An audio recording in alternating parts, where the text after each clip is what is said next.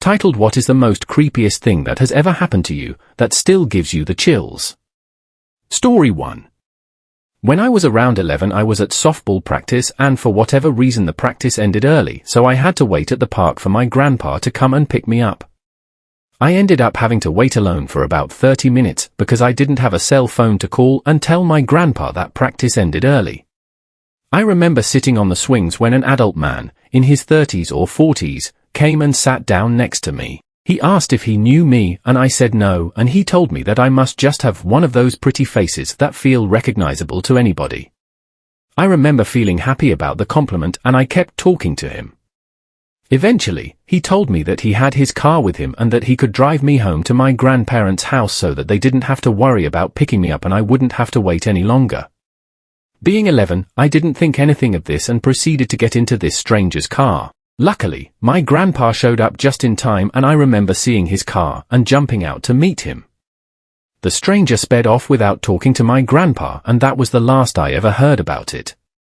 This is such a vivid memory for me, and I often find myself thinking about what would have happened to me and what a different person I would be today if my grandpa hadn't shown up when he did. Story 2. In the late 80s, Mom was in the market for a house and finally found one. She met the lady who owned it, signed a contract and all that, and a few days later the lady was brutally murdered, stabbed repeatedly in the house. I don't know what my mom was thinking, but she went through with the purchase, even though the murderer was still on the loose. My mom and dad had divorced, then my dad died, but for years she suspected he must have ordered a hit on her and they had killed the wrong person, because he was that type of abusive person who would. Anyway, the blood stains never fully came off the carpet, and it was just a creepy reminder. The killer was never caught, so it was always kind of creepy living there. The neighbors talked and suspected the husband or some workers who had done some work in the house a few days earlier, since there was no sign of forced entry, but didn't convict anyone. One day, a little after my mom had moved into the house, a teenage boy knocked on the door. My mom asked who it was, and he said he was a neighbor and asked if he could borrow a cup of sugar. She didn't open the door, just said she didn't have any, and didn't think anything of it. Anyway, 23 years later, they had opened some cold cases and found the killer. It was that neighbor kid, 15 years old at the time, and he confessed he came into the house by asking the lady to borrow a cup of sugar. If my mom had opened the door, she would have probably been killed too. Story 3. When I was 10 years old, I lived in the middle of rural Alabama. We had some odd neighbors. Being curious kids, my friend and I followed my neighbor and his son and daughter one day when they left their house and walked into the woods. I was very familiar with the area because it was back when kids could roam free until the streetlights came on. Anyway, we trailed them for about 2 miles, through the woods, across an old cemetery, and down a railroad. They stopped at a clearing beside the tracks, and my friend and I hid opposite of them and watched. They started digging and kept pulling up bones and putting them in a bucket. We got scared and bolted. I immediately told my parents, but they didn't believe me. I'm 32 and remember that day clearly. Edit, this happened in very rural Talladega County around 1999. The neighbor dad wasn't someone you'd expect to have a high school diploma at first glance. I remember him not being too kind to his kids sometimes. After thinking more about that time, weirdest of all that hit me, there was never a mom. Again, that's just my 10-year-old's memory. Story 4. I briefly had a stalker in college as well. I met him on Tinder and went on one really bad date where he told me he had in fact lied about his name and age, and I got freaked out and ended the date. A couple days later I left my apartment where he picked me up because of some unrelated roommate problems and was living in my car before the university gave me a dorm room. Then a couple days after that I get a call from one of the aforementioned roommates saying a guy dropped something off for me at 8 a.m. This dude lived in central New Jersey and I went to college in NYC. He made the trip out to give me a well-used hard copy of an album I had mentioned liking, apparently his favorite album from his personal collection, a drawing of us. He gave me disproportionate anime titties. It looked like a 13-year-old boy's idea of a sexy woman, and wrote a loon letter, the gist of which was if I can't have you no one can. Thankfully I wasn't in that apartment anymore, but after class that day I saw him waiting outside my car in the university parking lot. The car where I lived I noped out of there really quickly and told the school, which is why they gave me the room to begin with. He kept texting me and I kept blocking him. He must have made 15 new social media accounts before he got the idea. I'm still scared of ever going to Central Jersey because I'm scared I'll run into him and he'll follow me home. Story 5. I was probably 11 or 12. There was a telephone pole in our backyard that stood in the middle of our back fence. An electrician was working on it and needed access to our backyard for a couple days. One of the nights, my best friend was over for a sleepover, and we were in the fort we made in my room. I was facing toward her, away from my bedroom door, and she gets startled and lets out kind of a half-hearted scream yelp. She said she thought for a split second she saw a man's face peering between the sheets through the entrance to our fort. We both felt really creeped out the rest of the night, but just fell asleep eventually. The next day or so my family realized that 2 of our motor scooters we kept in the back were missing, and sometime later my dad recognized the electrician on Sacramento's Top 10 Wanted. I'm pretty sure that night was the night he stole the scooters and he must have come inside the house through the back door and left or something when he realized we were awake. Story 6. Pretty sure I almost got kidnapped when I was a kid. I was 10 years old walking home from school and an elderly couple driving by stopped and asked me for directions. They were looking for the street I was walking towards, so I pointed them in that direction. Even though my directions were very clear, both were acting confused and asked if I can get in the car and guide them there and then they would drive me home. I told them it was fine, my house was right here. I lied. They were pressuring and guilting me a lot and being too nice about wanting to drive me home. It gave me a really weird feeling in my stomach. So I pretended to walk towards a house that wasn't mine, and they drove off.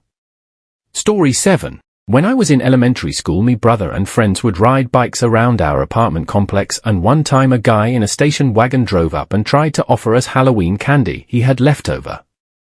He was kind of weird and kept trying to get us to get closer to pick out what candy we wanted. We felt kind of weirded out by him, but thought it was just goofy, so we all jokingly ran away yelling stranger danger, like we had seen in videos at school.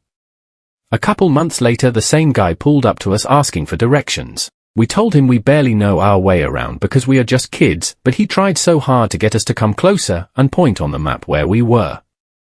We all did the same thing and ran away jokingly yelling for help. It wasn't until the 3rd time he tried to lure us into his car months later, offering a ride home, that we got a little freaked out. He got out of the station wagon this time and said he wanted to put our bikes in his car. We all freaked out and started actually yelling in fear for help and sped towards my friend's door. His mom leaned out the kitchen window to see what happened and the guy leapt back into his car and burned rubber. Now I'm thinking I need to look up missing children in my hometown during the 90s. Story 8. I moved into a shared house and my housemate told me half the house had burned down and been rebuilt, and the ghost of the old man who died in the fire visited them. I never had any experience of the old man, but when half asleep I'd very clearly feel a cat or 2 jump onto my bed, settle down and purr.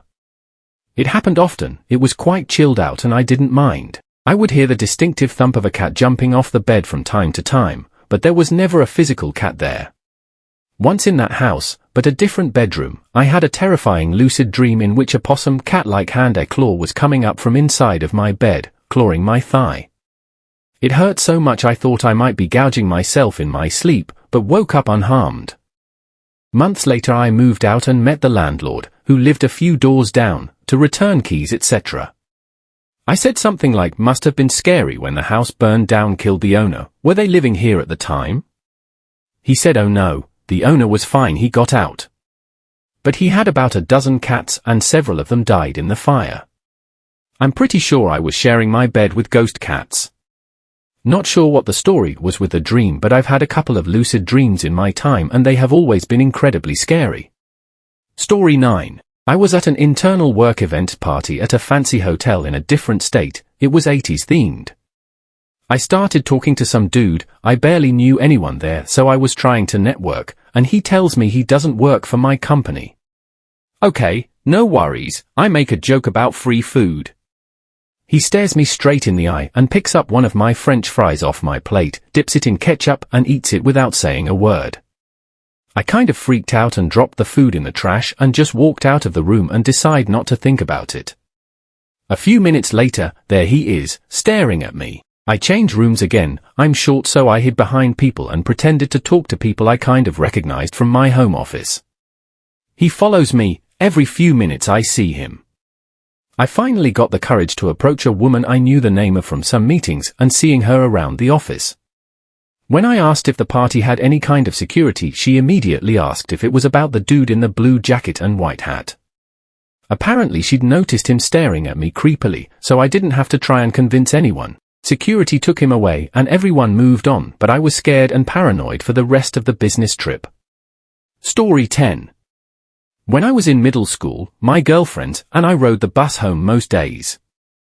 The bus driver was this older guy who was super nice and fun and would allow us to play whatever radio station we wanted, and he would drop us girls off at home last so we could dance around on the bus. I remember he would let us stand at the front of the bus while he drove, and he would purposely swerve to make us fall on top of him. I remember thinking it was weird, but it wasn't until I got older that I realized how wrong that all was. I decided to Google his name. I'm now in my 30s, and found that he is a convicted sex offender and is currently incarcerated. Scary part is when I think back, he obviously knew where I lived, and I remember there were several times when he'd drive past my house on the days I wouldn't ride with him. Keep in mind, driving past my house was out of the way of his normal route, so it was intentional.